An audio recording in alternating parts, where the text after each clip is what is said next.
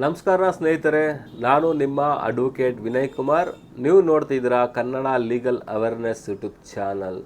ಯಾರು ನನ್ನ ಯೂಟ್ಯೂಬ್ ಚಾನಲ್ನ ಮೊದಲನೇ ಬಾರಿ ನೋಡ್ತಾ ಇದ್ದೀರೋ ದಯವಿಟ್ಟು ಸಬ್ಸ್ಕ್ರೈಬ್ ಮಾಡ್ಕೊಳ್ಳಿ. ಯಾಕಂದರೆ ನಿರಂತರವಾಗಿ ನನ್ನ ವೀಡಿಯೋಸ್ ಅಪ್ಡೇಟ್ ಬರಬೇಕು ಅಂತ ಹೇಳಿದ್ರೆ ಸಬ್ಸ್ಕ್ರೈಬ್ ಮಾಡ್ಕೊಂಡ್ರೇ ನನ್ನ ವೀಡಿಯೋಸ್ ನಿಮಗೆ ನಿರಂತರವಾಗಿ ಗೊತ್ತಾಗೋದು, ಏನೆಲ್ಲ ಅಪ್ಲೋಡ್ ಮಾಡ್ತಾ ಇದ್ದೀನಿ, ಯಾವ್ಯಾವ ಹೊಸ ಹೊಸ ಟಾಪಿಕ್ ಏನು ಬರ್ತಾ ಇದೆ ಅದ್ರ ಬಗ್ಗೆ ಎಲ್ಲ ನೀವು ನೋಡಿ ತಿಳ್ಕೊಳ್ಳಿ ಮತ್ತು ಇತರರಿಗೂ ಹಂಚಿಕೆ ಮಾಡಿ.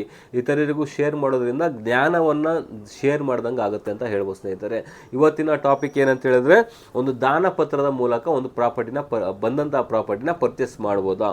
ಒಬ್ಬ ವ್ಯಕ್ತಿಗೆ ಒಂದು ಗಿಫ್ಟೆಡ್ ಮುಖಾಂತರ ಬಂದಿರುತ್ತೆ, ಆ ಗಿಫ್ಟೆಡ್ ಮುಖಾಂತರ ಬಂದಂಥ ಪ್ರಾಪರ್ಟಿನ ನೀವು ಪರ್ಚೇಸ್ ಮಾಡ್ಬೋದಾ, ಪರ್ಚೇಸ್ ಮಾಡಿದ್ರೆ ಯಾವ ಪ್ರಾಬ್ಲಮ್ ಅಂತ ಹೇಳಿ ತಿಳಿಸ್ಕೊಡ್ತೀನಿ. ವಿಡಿಯೋನ ಸ್ಕಿಪ್ ಮಾಡದೆ ಸಂಪೂರ್ಣವಾಗಿ ನೋಡಿ ಸ್ನೇಹಿತರೆ. ಒಬ್ಬ ವ್ಯಕ್ತಿ, ಒಬ್ಬ ತಂದೆ ಆಗಿರ್ಬೋದು ಅಥವಾ ತಾಯಿ ಆಗಿರ್ಬೋದು ಅಥವಾ ಅಣ್ಣ ಆಗಿರ್ಬೋದು, ಅಕ್ಕ ಆಗಿರ್ಬೋದು, ತಮ್ಮ ಆಗಿರ್ಬೋದು, ಯಾರೋ ಒಬ್ಬ ವ್ಯಕ್ತಿಗೆ, ಒಬ್ಬ ಫ್ಯಾಮಿಲಿಯಲ್ಲಿ ಯಾರೋ ಒಬ್ಬ ವ್ಯಕ್ತಿಗೆ, ಅವರ ಪ್ರೀತಿಯ ಪಾತ್ರರಾಗಿರುವಂತಹ ಒಬ್ಬ ವ್ಯಕ್ತಿಗೆ ಒಂದು ಪ್ರಾಪರ್ಟಿನ ದಾನವಾಗಿ ಕೊಟ್ಟಿರ್ತಾರೆ ಸ್ನೇಹಿತರೆ.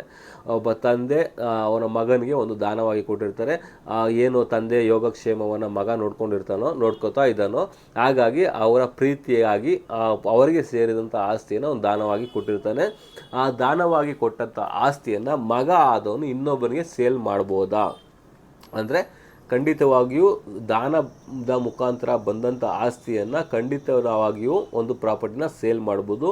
ಯಾಕೆಂದರೆ ದಾನದ ಮುಖಾಂತರ ಕೊಡಬೇಕಾದ್ರೇ ಪ್ರತಿಯೊಂದು ರೈಟ್ಸು ಸಹ ಯಾರು ದಾನಿ ಇರ್ತಾನೆ, ಯಾರು ದಾನವನ್ನು ಸ್ವೀಕಾರ ಮಾಡ್ತಾ ಇರ್ತಾನೆ ಅವರಿಗೆ ಕೊಟ್ಟಿರ್ತಾರೆ. ಪ್ರತಿಯೊಂದು ರೈಟ್ಸು ಮಾರಾಟ ಮಾಡೋದಾಗಲಿ ಅಥವಾ ಲೋನ್ ತಗೊಳ್ಳೋದಾಗಲಿ ಅಥವಾ ಭೋಗ್ಯ ಮಾಡೋದಾಗಲಿ ಅಥವಾ ಬಾಡಿಗೆ ಕೊಡೋದಾಗಲಿ ಪ್ರತಿಯೊಂದು ರೈಟ್ಸ್ ಸಹ ಒಂದು ರಿಲೀಸ್ ಮಾಡಿರ್ತಾರೆ ದಾನದ ಪತ್ರದ ಮುಖಾಂತರ. ಹಾಗಾಗಿ ಆ ದಾನ ಪತ್ರದಿಂದ ಬಂದಂಥ ಆಸ್ತಿಯನ್ನು ಯಾರ ಒಬ್ಬ ವ್ಯಕ್ತಿಗೂ ಸಹ ಅದನ್ನು ಮಾರಾಟ ಮಾಡ್ಬೋದು.